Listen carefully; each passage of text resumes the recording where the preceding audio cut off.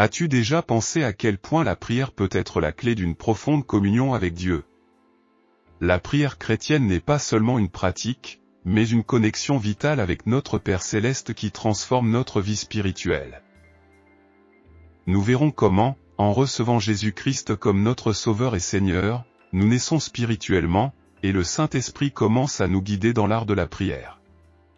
Nous découvrirons comment cette communication nous aide à renforcer notre foi, à recevoir des directions divines et à expérimenter une relation plus intime avec notre Créateur. La prière chrétienne est notre communion avec notre Père Céleste. Observe le développement d'un enfant, il grandit, apprend à parler et se développe en conversant avec ses parents. À mesure que cette communication entre l'enfant et les parents devient plus profonde, leur communion mutuelle se renforce également. La foi du chrétien fonctionne de la même manière, lorsque nous recevons Jésus-Christ comme notre Sauveur et Seigneur, nous naissons spirituellement et le Saint-Esprit commence à habiter en nous. L'une des premières choses qu'il nous enseigne est comment prier.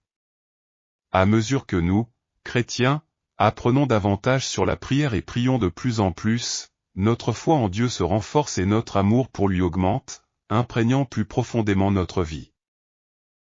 La plupart des chrétiens ne savent pas prier efficacement. Bien que tous les chrétiens croient en Jésus-Christ, la majorité ne sait pas prier de manière efficace. C'est pourquoi ils ne grandissent pas correctement dans la foi, au contraire, leur expérience et leur vie chrétienne restent à un stade infantile. C'est pourquoi, frères et sœurs, j'appelle tous les chrétiens à apprendre à prier. La plupart des chrétiens ont un fort désir de prier efficacement, mais ne savent même pas comment commencer. Beaucoup souhaitent encore prier pendant des heures, mais sans savoir comment faire, ils se découragent. Je veux aider ces chrétiens à bien prier, et c'est pourquoi je m'adresse à vous tous. Plus une personne prie longtemps, plus elle peut expérimenter et vivre profondément dans la dimension spirituelle. Des multitudes de chrétiens ne parviennent pas à prier plus de 10 ou 15 minutes. Ces chrétiens n'imaginent même pas ce que c'est que de prier pendant une demi-heure, 1 heure ou 3 heures. Mais lorsqu'une personne pratique la prière et se discipline bien, elle parvient à prier pendant des heures d'affilée. Je souhaite personnellement que tous les chrétiens soient capables de faire des prières plus profondes et plus longues. Lorsque j'étais un chrétien à un stade infantile, je ne pouvais pas non plus prier longtemps. À mesure que je grandissais dans ma foi chrétienne et tout au long de mes années de ministère, j'ai commencé à apprécier des périodes de prière plus profondes et prolongées et j'ai compris l'importance suprême de la prière. À travers la discipline, j'ai appris à prier pendant de longues périodes, et ma vie de prière s'est approfondie. Quand j'ai commencé une église en 1958, je priais environ 5 heures par jour. Cela comprenait la prière tôt le matin, mon moment de prière personnel en milieu de matinée, ma période de prière en milieu d'après-midi et mes prières au crépuscule. Il me semblait que je priais continuellement. Aujourd'hui encore, je maintiens une période de prière d'au moins 1 heure par jour, pouvant aller jusqu'à 3 heures par jour, et pour cela je rends toute la gloire à Dieu. Sans prier autant, je ne pourrais pas recevoir suffisamment de puissance spirituelle pour servir les gens. À travers la prière, le Seigneur me revêt de puissance et je peux continuer mon ministère. J'espère sincèrement que tous les croyants en Christ prieront plus efficacement et passeront plus de temps en prière. Comment le chrétien peut-il prier comme il se doit? Pour prier de manière profonde et efficace pendant des périodes plus longues, nous devons prier avec ferveur et efficacité. Nous devons essayer de découvrir les meilleures façons de prier, étudier bien d'autres méthodes et planifier nos prières avec toute sincérité. Mais si nous ne prions pas avec ferveur et efficacité, nous n'arriverons jamais à prier comme nous le souhaitons. Je veux partager avec vous plusieurs méthodes que j'utilise dans ma vie de prière. J'aimerais vous aider à construire votre propre vie de prière de manière profonde, efficace et satisfaisante. Si je devais comparer la prière à une marche, la prière en style libre serait comme marcher librement sans avoir un lieu planifié pour aller. Selon où mes pieds me mènent, je marcherai simplement puis je rentrerai chez moi. De la même manière, il s'agit de prier Dieu selon que mon cœur va librement vers lui, sans un script spécifique de prière pour m'aider. La prière en style libre est utilisée par de nombreux chrétiens, une bonne partie de la prière en congrégation se fait de cette manière. Bien qu'il y ait du mérite à prier librement comme on le souhaite, la distraction ou le manque d'attention peut être un inconvénient. Il y a aussi une certaine difficulté à prier, car bientôt tu manqueras de sujets de prière. La prière en style libre est bonne lorsque tu as peu de temps et que tu veux quand même être efficace. Nous devons être vigilants dans la prière en style libre pour éviter le genre de prière qui commence par notre propre monologue de requête, « Donne-moi, donne-moi ». Souviens-toi que nous parlons à notre Père céleste, digne de révérence, qui a créé les cieux et la terre. Nous devons donc préparer notre cœur lorsque nous nous approchons du trône de notre Dieu. Nos prières n'auront aucun effet si nous gardons la rébellion dans notre cœur contre Dieu. Malgré cela, nous continuons à prier le Seigneur, mais nos prières n'auront aucun effet. Fais confiance au Saint-Esprit pour examiner ton cœur, confesse tes péchés et sois purifié par le précieux sang de Jésus avant de commencer à demander quelque chose à Dieu. Bien que nous prions librement, nous devons nous approcher de Dieu avec une sincère reconnaissance et des paroles de louange pour lui. David, le psalmiste, louait Dieu et nous invite à le faire aussi. Approchons-nous de lui avec des louanges, acclamons-le avec des psaumes, psaume 95 verset 2. Nous devons nous rappeler la grâce de Dieu et ses bénédictions répandues sur nous dans le passé et le remercier. Nous devons aussi le louer avec la joyeuse anticipation que, par son amour pour nous, il répondra à nos prières. Nous ne pourrons bien prier que lorsque nous serons guidés par le Saint-Esprit. L'Esprit de Dieu nous aide dans nos faiblesses. Quand nous ne savons pas comment prier, le Saint-Esprit nous aide. C'est pourquoi j'exhorte toujours les membres de notre Église à recevoir le Saint-Esprit dans leur cœur et à se confier en lui pour qu'il les guide librement dans la prière. Le Saint-Esprit est une personne digne d'un respect révérencieux, il est notre consolateur qui habite en nous et qui désire ardemment nous aider. À mesure que nous dépendons du Saint-Esprit en priant, nous pourrons vraiment profiter de merveilleux moments de prière en style libre parce que l'Esprit prie pour nous pendant le culte d'adoration à l'église ou pendant une brève période de prière dévotionnelle en particulier. Ce type de prière en style libre est d'un grand bénéfice pour ta vie. Par conséquent, prie en tout temps. Si je devais expliquer la prière thématique, je dirais que c'est comme partir en promenade avec une destination spécifique en tête. Contrairement à d'autres prières, la prière thématique a un objectif spécial, c'est pourquoi je l'appelle prière thématique, prière avec un thème. Préparer d'abord le cœur devant le trône de Dieu est toujours la première exigence, quel que soit le type de prière. Nous devons nous repentir et confesser nos péchés, étant purifiés de toute désobéissance devant Dieu avant de nous présenter devant son trône. De plus, nous devons rendre de nombreuses actions de grâce et louange à notre Père. La parole de Dieu dit que Dieu habite dans les louanges de ses enfants. Notre gratitude et notre louange préparent la voie pour le Seigneur vers nous. Il est très important de se rappeler que, lorsque nous prions pour un besoin spécifique, nous devons éliminer la cupidité de notre cœur. Si nous faisons des exigences ou exerçons une pression sur Dieu en faveur des objectifs que nous avons établis pour nous-mêmes avec de la cupidité dans le cœur, nos prières n'auront aucun effet. Quel que soit l'objectif de notre vie, nous devons d'abord le placer sur l'autel du Seigneur et considérer d'abord ce qui lui donnerait le plus de gloire. Si le but de notre prière n'est pas sa gloire, nous devons le reconnaître et renoncer à cet objectif, car il ne fait pas partie de la volonté de Dieu. Si notre prière est dans la volonté de Dieu, nous devons avoir foi qu'il nous exaucera. Notre désir suprême doit être de vouloir pour nous-mêmes seulement la volonté de notre Père. Pour notre prière thématique, nous devons avoir en tête des objectifs bien précis. Aucune prière imprécise n'est efficace. Si, par exemple, nous prions, « Père, nous te demandons de nous bénir », nous n'avons qu'une prière indéfinie. Prier « Père, bénis ma patrie » est la même chose. Lorsque quelque chose se produit dans notre vie sans pouvoir discerner s'il s'agissait ou non d'une réponse à notre prière, on ne peut pas appeler cela une prière thématique. La prière thématique est une prière spécifique, et lorsqu'elle est exaucée, nous savons que c'était vraiment une réponse spécifique de la part de Dieu et nous pouvons témoigner que la réponse de Dieu est arrivée jusqu'à nous. Dans l'Évangile selon Luc, la prière d'une veuve est rapportée, qui s'est rendue plusieurs fois devant un juge avec sa demande. Elle disait, « Fais-moi justice contre mon adversaire » Luc 18, verset 3. Mais le juge de cette ville ne craignait pas Dieu et ne se préoccupait pas des gens, donc ses demandes étaient rejetées et elle-même était offensée. Mais la veuve a continué à revenir vers le juge et n'a pas cessé de l'importuner.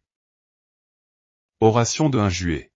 Bien que je ne craigne pas Dieu et que je ne respecte pas les hommes, comme cette veuve me dérange, je lui rendrai justice pour qu'elle ne vienne plus me tourmenter. Luc 18, verset 5.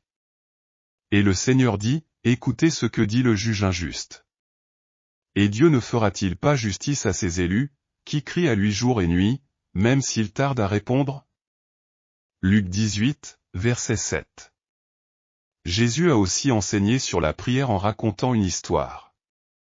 Supposons que quelqu'un ait un voisin ami et qu'il aille chez lui à minuit en disant, « Ami, prête-moi 3 pains, car un ami est arrivé chez moi après un voyage et je n'ai rien à lui offrir. » Alors le voisin répond de l'intérieur, « Ne me dérange pas, la porte est déjà fermée et mes enfants sont avec moi au lit.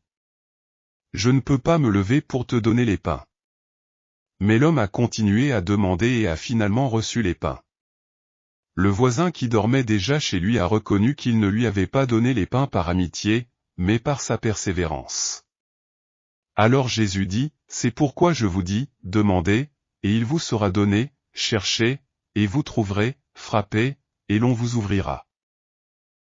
Car quiconque demande reçoit, celui qui cherche trouve, et à celui qui frappe, on ouvrira. » Luc 11, versets 9 à 10. Lequel d'entre vous, qui est père, si son fils lui demande du pain, lui donnera une pierre? Ou s'il demande du poisson, lui donnera-t-il un serpent? Ou s'il demande un œuf, lui donnera-t-il un scorpion? Si donc vous, qui êtes mauvais, savez donner de bonnes choses à vos enfants, combien plus le Père Céleste donnera-t-il le Saint-Esprit à ceux qui le lui demandent? Luc 11, versets 11 à 13. Par conséquent, en priant, nous devons avoir des objectifs bien spécifiques, tels que « Fais-moi justice contre mes adversaires » ou « Prête-moi 3 pains ». La prière sans objectif précis ne peut pas être appelée prière thématique. La prière thématique est une prière spécifique, et lorsqu'elle est exaucée, nous savons que c'était vraiment une réponse spécifique de la part de Dieu, et nous pouvons témoigner que la réponse de Dieu est arrivée jusqu'à nous. Prière thématique. Au cours de ces derniers mois, j'avais une seule prière thématique, trouver un nouveau temple pour notre église de l'Évangile plein à Tokyo. À Tokyo, il est extrêmement difficile de trouver un bâtiment adéquat pour servir de temple pour l'église. Même lorsque nous trouvions un bâtiment adéquat, la plupart des propriétaires d'immeubles refusaient, notamment pour les chrétiens coréens. Pour cette raison, j'ai lutté dans la prière pendant plusieurs mois et Dieu nous a exaucés, nous permettant de louer un beau bâtiment au centre de Tokyo, bien meilleur que celui que nous avions auparavant et avec un parking plus grand. J'ai aussi aidé une dame célibataire à prier pour un mari idéal. Elle souhaitait un gentleman au bon cœur, grand et mince, qui soit professeur de profession, qui aime chanter et, si possible, dont les parents soient encore en vie. Cette femme avait maintenant des objectifs clairs pour sa prière. Nous avons prié ensemble de manière spécifique et, par la suite, j'ai reçu la bonne nouvelle qu'elle avait vraiment trouvé un mari conforme à ses prières spécifiques en 1 an. La prière thématique est également une prière fervente et continue, une lutte de 30 minutes ou d'1 heure en faveur d'une seule demande spécifique. La patience est une condition préalable à la prière thématique. Souvent, nos objectifs semblent s'effondrer et leur réalisation nous semble impossible. Les chrétiens, cependant, ne doivent pas abandonner. Dans la prière thématique, nous devons persévérer. Bien que parfois nous ayons l'impression que notre objectif a été détruit ou qu'il est impossible à atteindre, nous ne devons pas nous décourager. Nous devons persister dans la prière à Dieu. D'après mon expérience personnelle, j'ai traversé de nombreuses occasions où mes objectifs et mes rêves semblaient ruinés et effondrés dans ma prière thématique. Mais au milieu de ces périodes de déception, j'ai continué à faire confiance à Dieu et, à la fin, j'ai reçu sa réponse à ma prière. Dieu a ressuscité mes rêves morts. Nous avons prié pour un terrain sur lequel construire un bâtiment pour notre journal quotidien, et Dieu nous a aidés à acquérir et à payer 2000 piong de terre, l'équivalent de 71 160 mètres carrés. Nous nous sommes réjouis et avons remercié Dieu pour cela. Mais ensuite, des problèmes ont surgi qui ont presque failli nous faire perdre le terrain. Notre rêve de construire le bâtiment du journal était sur le point d'être complètement détruit. Nous étions découragés et tentés de désespérer, mais nous avons crié à Dieu et continué à prier, en nous rappelant qu'Abraham a eu son fils Isaac quand il avait 100 ans et Sarah 90 ans. Il était humainement impossible qu'ils aient un enfant. En persévérant dans la prière, Dieu nous a donné une réponse, notre rêve est revenu à la vie, le terrain nous a été rendu et nous avons commencé à construire. Lorsque nous prions de manière spécifique pour la réalisation de certains rêves, nous traversons des périodes où nos projets semblent mourir, mais Dieu les ressuscite. Nous ne devons pas reculer dans la foi au nom du Seigneur Jésus. La prière positionnelle est très efficace lorsque nous nous consacrons à Dieu. En peu de temps, nous pouvons affirmer notre position devant Dieu et reconnaître la foi correcte en lui et l'action correcte envers lui. La prière positionnelle peut produire une profonde dévotion envers Dieu et éliminer les pensées égocentriques qui entravent notre croissance spirituelle. Dans la prière positionnelle, nous devons affirmer notre position. La prière positionnelle contient la confession affirmative que Dieu a créé les cieux et la terre et qu'il est notre Rédempteur. Devant Dieu, il est le Créateur, nous sommes les créatures, il est notre Rédempteur, nous sommes les rachetés. La prière positionnelle contient la confession affirmative que Dieu a créé les cieux et la terre et qu'il est notre Rédempteur. Le Créateur a fait tout l'univers, il a créé toutes les choses existantes sur la terre et dans la mer, il a créé l'homme à partir de la poussière de la terre et a insufflé la vie dans ses narines pour qu'il devienne un être vivant. Puisque j'ai été créé par Dieu, ma vie appartient à Dieu et non à moi-même. La logique selon laquelle le Créateur est propriétaire de ce qu'il a créé est tout à fait naturelle. Bien que l'homme se soit rebellé contre Dieu et soit tombé, Dieu l'a racheté en envoyant son Fils unique, Jésus, dont le corps a été blessé et le sang versé pour racheter l'homme pour lui-même. Ainsi, je suis doublement la propriété de Dieu, par la création et par la rédemption. En ce qui concerne mon présent et mon futur, je n'ai pas de contrôle total sur eux parce que ma vie appartient à Dieu. Les droits souverains sur la vie appartiennent à Dieu. Si Dieu avance dans une direction déterminée, je dois aussi avancer dans cette direction avec lui. Je dois aller avec Dieu là où il va. Puisque je lui appartiens, je dois vivre une vie de totale obéissance et de soumission à Dieu. Par conséquent, je prie ce type de prière, la prière positionnelle, devant celui qui contrôle les succès et les erreurs de ma vie. Par cette confession, je suis d'accord avec Dieu pour dire que je ne suis pas le maître de moi-même, mais que Dieu a des droits souverains sur mon présent et mon futur. Il contrôle les succès et les erreurs de ma vie. Évidemment, lorsque je prie ainsi, je m'humilie devant lui et je lui remets tout mon être. La deuxième position que j'affirme devant Dieu pendant cette prière est ma reconnaissance qu'il est mon berger et que je suis sa brebis. Le psaume 23e dit que le Seigneur est mon berger. Dans ma prière, je reconnais que le Seigneur est vraiment mon berger. En tant que chrétiens, nous savons que Dieu est notre berger et qu'il est un bon berger. À travers cette relation avec lui, nous en venons à savoir clairement que les brebis appartiennent au berger et que le berger est propriétaire de ses brebis. Le berger a le devoir et le privilège de guider, nourrir et protéger ses brebis, de prendre soin d'elles et de veiller à leur bien-être. Les brebis dépendent du berger pour recevoir la subsistance et la protection. Il est approprié que David ait comparé Dieu à un berger et nous aux brebis. Dieu est vraiment mon berger, de sorte que rien ne me manque. Lorsque je déclare que Dieu est mon berger, il pourvoit à tous mes besoins pour ma vie quotidienne. Dieu me fait reposer dans de verts pâturages, en tant que mon berger, il me donne repos et paix dans l'âme. Il me conduit vers des eaux paisibles. Nous pouvons aller plus loin dans cette prière, mon berger me délivre de la mort et, par amour pour son nom, il vivifie mon âme et me guide dans les sentiers de la justice. Il participe activement à ma vie de manière à ce que je puisse sortir de mes voies pécheresses et vivre avec droiture. Je n'ai plus peur, même si je traverse les épreuves sombres de la vie et la vallée de l'ombre de la mort, car mon berger est avec moi et il me console avec sa houlette et son bâton. Même si je passe par l'obscurité totale de mes jours avec des agonies et des douleurs, Dieu, mon berger, reste avec moi, que je ressente ou non sa présence. La houlette et le bâton de mon berger, sa protection, sont sur moi de telle sorte que je ne souffrirai aucun mal. Au contraire, au milieu des cruelles attaques de l'ennemi contre ma vie, mon berger dresse devant moi une table de nourriture délicieuse, en présence de mes ennemis. Le psalmiste a prié, « Tu oins ma tête d'huile, ma coupe déborde ». Notre berger nous amènera à habiter dans sa maison pour toujours, afin que nous puissions chanter des louanges. Certainement, la bonté et l'amour me suivront tous les jours de ma vie. La relation entre le berger et les brebis est si intime et indescriptible. Le fait que Dieu soit mon berger et que je sois sa brebis doit être profondément gravé dans notre cœur, car c'est la vérité.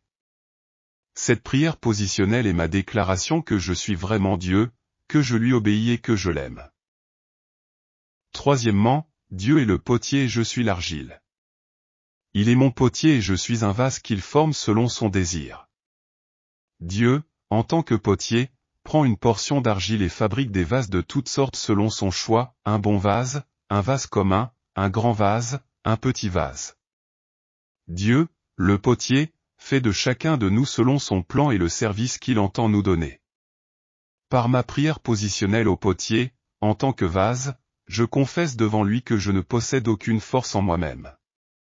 Je peux alors accepter son œuvre souveraine en ce qui concerne ma position de serviteur selon sa providence, tandis que ses mains me forment selon sa sagesse éternelle, son intelligence et sa connaissance.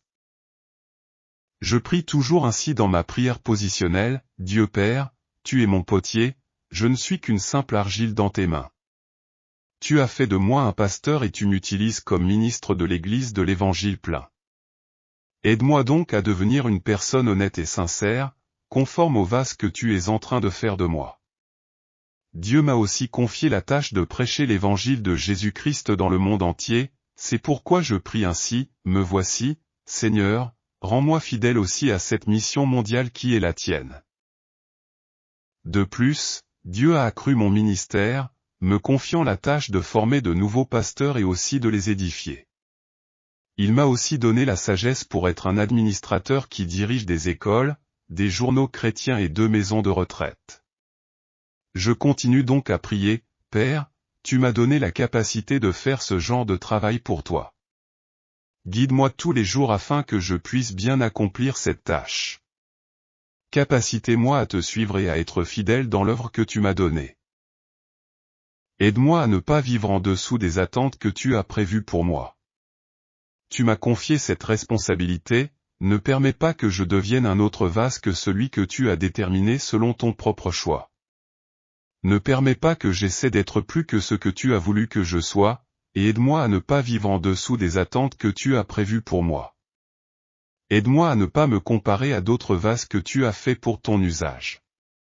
Aide-moi à ne pas être avide et à désirer aller au-delà des limites que tu as fixées pour moi. Que ce vase soit toujours rempli de ton Saint-Esprit afin que je puisse accomplir l'action que tu m'as donnée. Que je sois toujours obéissant et fidèle à ton appel, afin que ce vase glorifie toujours ton nom. En troisième prière positionnelle, je suis comme une masse d'argile dans les mains de Dieu. Je me fie seulement à lui pour guider ma vie. Je ne compare plus ma position à celle des autres personnes parce que je suis le vase que Dieu a fait de moi. Je continue à contempler chaque jour le visage de mon Père et, avec diligence, je me fie pleinement à lui pour recevoir la puissance de l'Esprit, la puissance suffisante pour que, en tant que vase, je puisse être utilisé par lui. La quatrième prière positionnelle est d'affirmer ma position devant Dieu en tant que branche de la vigne. Dans Jean 15, Jésus dit qu'il est la vigne et que je suis uni à lui comme une branche. En tant que branche de la vigne, je suis attaché à la vigne. Ainsi, je prie, Seigneur Jésus, tu es la vigne et je suis une branche. Le Père est l'agriculteur. Je suis uni à toi, Seigneur, comme une branche. Comme la vigne naturelle est la source principale de vie, puisqu'elle reçoit l'eau et les nutriments à travers les racines et les transmet aux branches, de la même manière je reçois ma vie de Jésus, ma vigne. Ce n'est pas la branche qui fournit la vie à la vigne, c'est seulement par la grâce de la vigne que la branche reçoit l'eau et les nutriments jour après jour. Avec cette analogie, nous comprenons que toute l'œuvre est accomplie par le Seigneur, et que nous, les croyants, ne sommes que des récipients de sa grâce pour porter du fruit. Je regarde vers la croix de Jésus, qui a versé son propre sang et dont le corps a été blessé par ses souffrances au calvaire. Jésus a accompli l'œuvre de notre salut afin que nous puissions recevoir le pardon inconditionnel de nos péchés, la réconciliation avec Dieu, la plénitude du Saint-Esprit, la guérison, les bénédictions d'Abraham, car nous avons été libérés de la malédiction, et la vie éternelle au ciel où nous serons avec lui pour toujours. Jésus nous a accordé ces dons gratuits de son amour et de sa grâce. L'œuvre de fournir ces dons appartient à Jésus, c'est lui qui nous donne la grâce pour porter du fruit. En méditant sur cette provision impressionnante faite pour nous et en prenant conscience de la fidélité de Dieu, nous parvenons à un état d'humilité totale, d'obéissance et de soumission à lui. Nous restons avec un cœur reconnaissant sans nous vanter de nous-mêmes et nous demeurons ainsi tout le temps. Nous recevons une confiance inébranlable dans le Seigneur, sachant qu'il opérera toujours en notre faveur. Cela augmente également notre confiance en notre position au point de nous fier totalement à lui, avec la certitude que notre branche fleurira et portera du fruit pour sa gloire. La cinquième prière positionnelle est l'affirmation qu'il est l'époux et que l'Église est son épouse. L'époux possède son épouse, l'épouse ne possède pas l'époux. L'époux aime son épouse, elle doit l'honorer et il la soutient et prend soin d'elle. Puisque Jésus est notre époux et nous sommes son épouse, nous devons l'honorer et lui obéir totalement, en attendant qu'il pourvoie à nos besoins quotidiens et nous protège de tout danger. Finalement, nous serons transportés dans son royaume céleste en tant que son épouse. Nous attendons ce jour glorieux en lui faisant confiance jusqu'à la fin de notre vie ici sur terre. En prononçant tous ces types de prières positionnelles, j'affirme devant mon Père et devant moi-même, quelle est ma situation dans ma relation avec Dieu. Selon sa parole, je reçois l'aide pour ne pas m'égarer dans ma marche chrétienne. Ce type de prière me conduit à vivre avec soin, une vie centrée sur Dieu, en me consacrant totalement à lui et en me souvenant toujours qu'il est la source. Ces types de prières positionnelles nous aident à éviter les pensées frivoles et dispersées qui vont dans toutes les directions. La prière positionnelle nous donne une plus grande conscience de notre véritable position en Christ, ainsi, nous ne serons pas facilement affectés par les nombreuses voix du monde qui nous entourent. En priant chaque jour et en présentant nos prières positionnelles, nos cœurs jouiront d'une situation ferme devant Dieu, au nom de Jésus. Seigneur Dieu, nous te remercions pour l'immense don du salut par ton Fils Jésus-Christ. En recevant Jésus comme notre Sauveur et Seigneur, nous sommes devenus de nouvelles créatures, renaissant spirituellement pour vivre dans une nouvelle dimension de foi et de communion avec toi. Aujourd'hui, nous voulons te demander que le Saint-Esprit nous guide dans l'art de la prière. Nous voulons apprendre à te communiquer nos besoins, nos désirs et nos espoirs, et nous voulons que notre relation avec toi s'approfondisse chaque jour davantage. Enseigne-nous à prier avec un cœur ouvert et sincère, permettant à ta présence de transformer nos vies et de nous conduire dans ta volonté parfaite. Nous te demandons, Seigneur, de fortifier notre foi à travers la prière. Que chaque conversation avec toi nous rapproche davantage de toi et nous aide à connaître ta volonté et ton dessein pour nos vies. Que dans chaque moment de prière, nous puissions recevoir une direction divine et de la clarté quant au chemin que nous devons suivre. Nous voulons vivre une relation plus intime avec toi, Seigneur. Aide-nous à entendre ta voix et à discerner ta guidance au milieu de nos décisions quotidiennes. Que la communication avec toi soit une source constante de force, de paix et de sagesse. Merci pour ton amour inconditionnel et pour le don du Saint-Esprit, qui nous accompagne et nous guide. Au nom de Jésus, nous te demandons de nous accorder un cœur disposé à apprendre et à grandir dans la prière, afin que nous puissions vivre une vie pleinement alignée sur tes desseins et ta volonté. Amen.